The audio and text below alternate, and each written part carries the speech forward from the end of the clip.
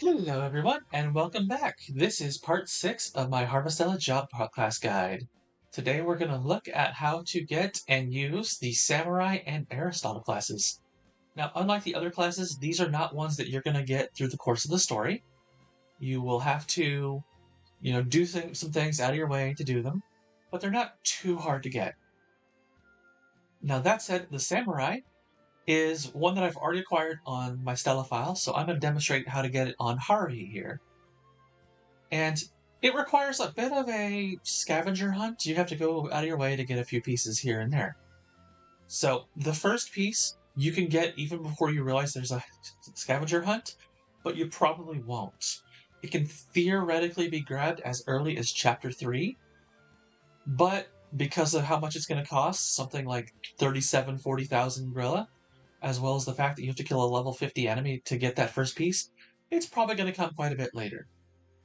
Now, for this first piece, you're going to have to come down to basically here, Shatola, and come out to the map.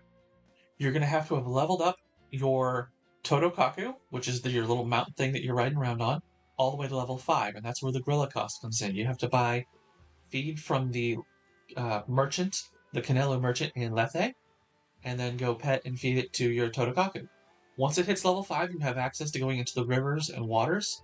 So what you'll do is come over here to the right of Shatola, and come down this little beach and into this water.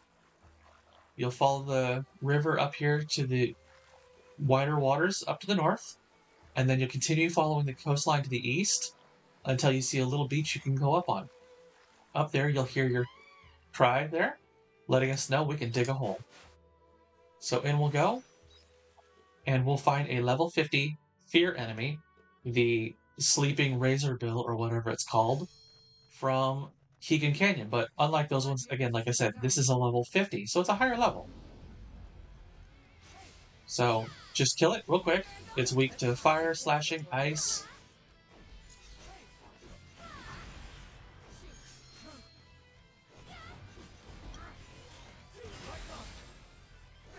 And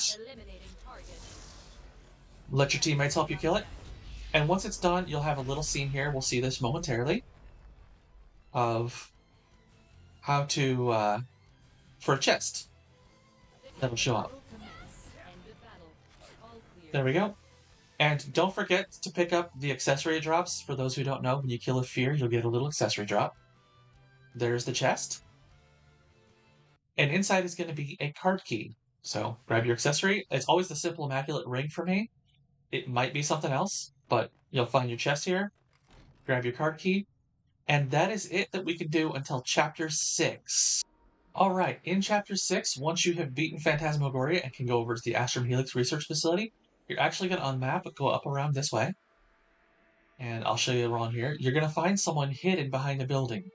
You'll see the pop-up to tell you that you can talk to someone. It's behind that really tall tower there on the bottom right of the screen, move to the middle of the screen there. And there you go. Oh, I've been found, have I? Well, now that you're here, maybe you can help me. I am searching for the sword and the scabbard. If you can find where they are hidden, please bring them to me. There will be something in it for you too, of course. Now, that is the person you're going to come back to at the end of this little chain. And interestingly enough, our next piece is going to be in the Astrum Helix Research Facility. So this works out really well for us. For the next piece, you're going to need to be a good chunk of the way through the Astrum Helix Research Facility. It's up here on the map. It is the third section, the Seraphim Memorial Garden, and as you can see, I'm on the 7th level. You'll find this door here that you can't access, but you'll need the card key to open it. So that's why we had to get that. You hold the card key over the terminal, it opens it up, and inside is, I believe, the Broken Katana. And that is the last piece that you can get for a while. Alright, so for the next part, we're actually going to need a hint from Abandoned Eden. We have the library up here on the map, and you're going to find these 3 sparkling spots, and these are going to give us hints to unlock a door for the next part. So the first one here is magic words to open a closed door. It begins from 0. And then over here, magic words to open a closed door. 2 is odd, 3 is even. And then finally, magic words to open a closed door. Do not make the same choice. So keep those in mind, because we're going to have to go to chapter 8 near the end. All right, for the last piece, we are going to need to come up to the orbital cradle. It's going to be the last section, number 5, Imperio, and it's over here on the map. Closest you'll find is the teleport point from E. Once you get up and around, you'll find this hallway here, had a bunch of enemies in it, and you'll come to this door here. Click it, and it'll tell you to enter the first password. So if you remember our last passwords, it begins with 0. 2 is odd, so you pick the only odd number, which in this case is 7. 3 is even, you pick the only even number, which in this case, as you can see, is 2. And then the fourth one, do not select the same again. So we picked 0, 2, and 7. So let's go with 6. And that's going to unlock the door. And in here, we're going to find the old scabbard. And now we're going to have to go take that back to the guy we just talked to over in Lost Eden.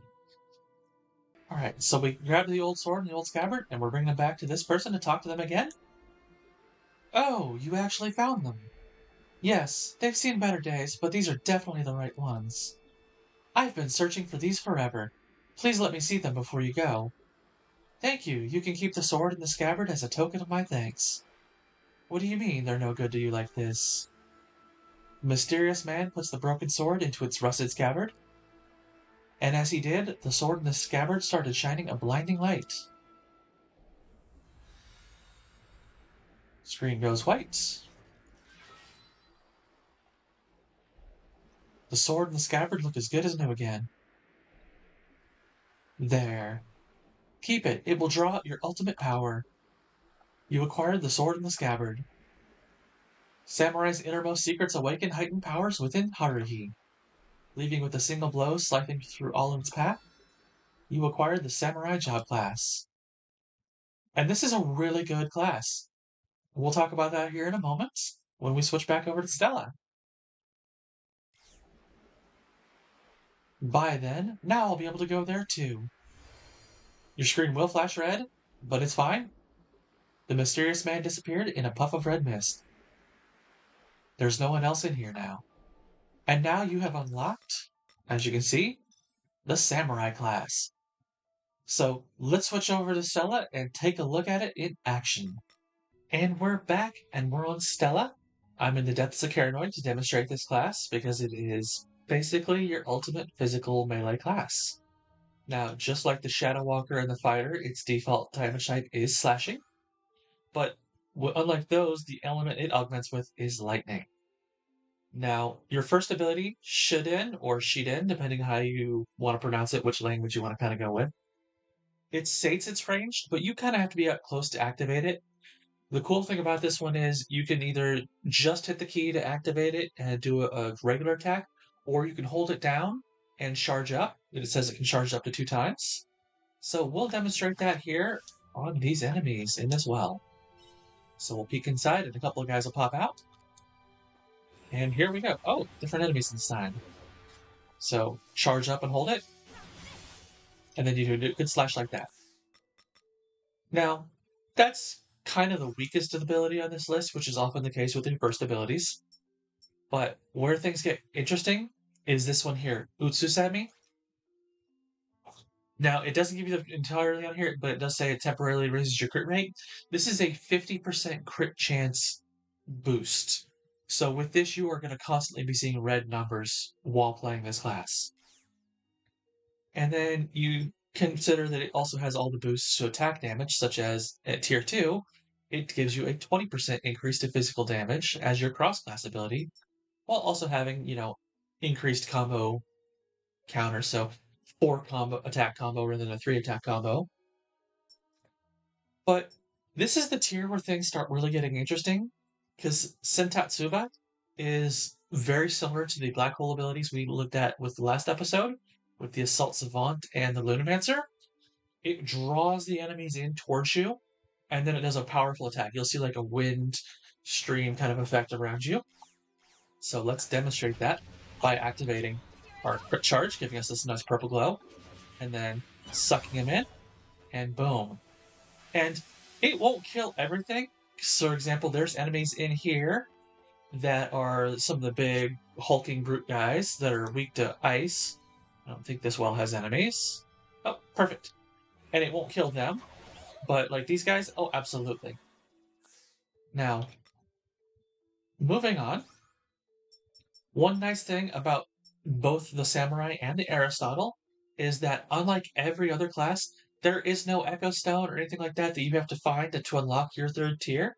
As soon as you've unlocked 8 of the different panels in the first 2 tiers, you have access to your third tier. And this tier gives you a few more abilities. You get an increase to your break damage by 20%. That's your cross-class ability. But you also pick up a great new ability called Retsurai Isen that it says it stabs forward with a ranged piercing and lightning attack. What you're really going to end up seeing is the screen will kind of flash white briefly, similar to when we talked to the old mysterious person to get this, and you'll see a slash across the screen, and it's going to do a lot of damage. So charge up, and there you go. It's just a slash across the screen. You know, if you've got oh, and it stuns. So this is a really powerful class. Once you get it, you probably won't be doing much with your other physical classes unless you want their cross-class bonuses. So now we're going to swap to the Aristotle.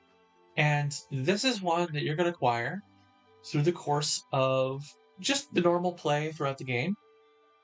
For your fairy orders that you're going to unlock, you have later on something like 60 fairy orders, like orders completed for each individual fairy. They'll give you these valuable items that are their respective stones. So the fire fairy stone, water fairy stone, so on. Once you have all 4, you will unlock the Aristotle class. And this class is basically your ultimate magic class. Um, just like the Avenger and the Assault Savant, this allows you to change your element of your basic attacks. However, this works differently for both of those as well. With the Avenger, you have a default base damage underneath, and then your elemental change is just adding an extra element on top. With the Assault Savant, you're only changing one of your 3 attacks in your combo, which is the final one. This one is going to change all of the attacks for whichever fairy you have. So speaking of, your first ability is Fairy Change. This is going to let you cycle through which of the 4 fairies. So you see I've got my fire right here. I activate it, and I switch over to the wind, and the next one will be the water and the earth. And this has a very quick cooldown because you have to cycle through them this way. You can't like hold down it and charge and pick which one you want.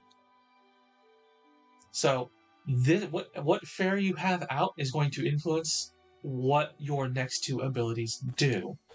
So let's switch over to the Wind Fairy, which is probably the best of them for this class's purposes in some ways. Now, of course, it's going to vary on what the enemies are weak to. So depending on your fairy, you're going to be doing either fire, water, wind, or earth damage. Now,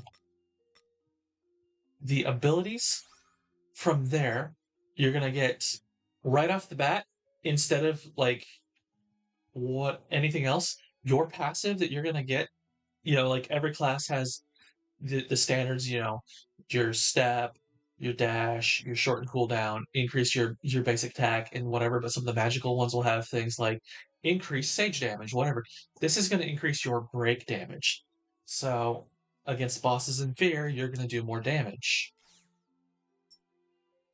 Now, your secondary ability is called Fairy Spell. This is just going to be a special attack. We'll demonstrate it with the Wind Fairy here, but it's going to vary on whatever the element of your current fairy is.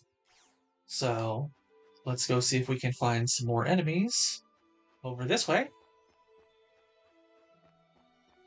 and we will demonstrate. And enemies leap out. All right. So demonstrate it by doing. There you go. Like with the Wind Fairy, it does a little wind attack.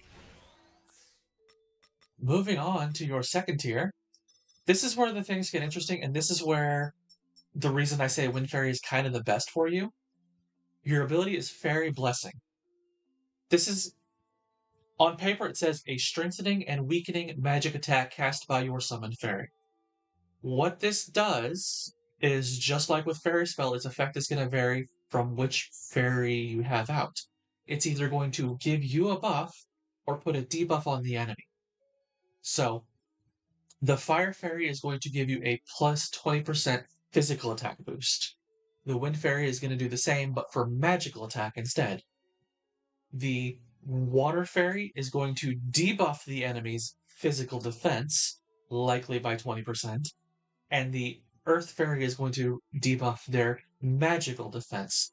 So, Wind and Earth are probably the better two for using this class for this ability, to either weaken your enemies to your attacks or strengthen your attacks against your enemies. So we'll just demonstrate that over here with my Wind.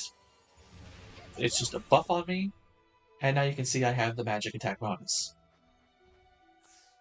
Also for this tier, we unlock reduced magic damage and increased magic damage. The reduced magic damage is your cross-class passive, as you can see here, whereas the increase is just within the class. So this will stack well with, say, the Mage, who also reduces you by 20% as its tier 2 ability. So you can be kind of tanky against magical enemies like these elements we're fighting right now, or the gnomes. Moving on to tier 3, your final ability, Prima Materia, is going to combine all 4 of the fairies together to do a Sage elemental damage attack. So we will demonstrate that right now against these guys. Charge it up, get the 4 fairies appear, and it's just that big boom. Did about half the damage on that guy. But we'll switch over to water, and these guys are weak to it. So I can do that. He's still going to try to knock me around because he is what he is. But, we'll use this on him, and it weakens his physical defense, as you can see. So this class is going to be a very versatile class, and that's why it's kind of your ultimate magical class. But it's also not perfect. You'll have enemies that, aren't weak to any of these elements, but they'll be weak to, say, ice. So you'll want to switch over to those. Anyways, that is the last 2 classes. We have covered all 12 classes in the guide now.